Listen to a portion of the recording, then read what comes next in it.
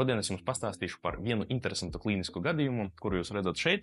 Paciente ir atnākusi ar mērķi uzlabot savu smaida estētiku. Kad mēs izanalizējām pilnībā visu mutes dūgumu un zobu stāvokli, mēs sapratām, ka šis ir diezgan komplekss case, kurā ir nepieciešams vairāk daktaru sadarbība. Tādā veidā sākām ar ārstēšanas plānu sastādīšanu, kura laikā piedalījās 5 daktari. Tas bija endodontists, ķirurgs, protēzists, periodontologs un terapeits. Un tādā veidā mēs sākām mūsu lielo ceļu, kas aizņēma veselu gadu. Un mēs sākām ar pilnīgu zobu ārstēšanu, izmantojot terapeitisko un endodontisko pieeju, kā arī profilakse jeb higiēna bija mūsu galvenais zelta standarts. Tādā veidā mēs pilnīgi noņēmām tos visās vecās restaurācijas, kas bija kompozīta restaurācijas, metāla keramiskie kroņi, un sākām ar zobu šo te sagatavošanu. Nu, un rezultātā pēc gada mēs esam uzstādījuši implantus, aizvietojuši trūkstošos zobus un uzstādījuši uz zobiņiem keramiskos venīrus un kroņus. Tādā veidā mūsu pacienti saņēma perfekto smaidu, ar kuru mēs esam ļoti lepni. Šeit jūs varat redzēt pirms un pēc.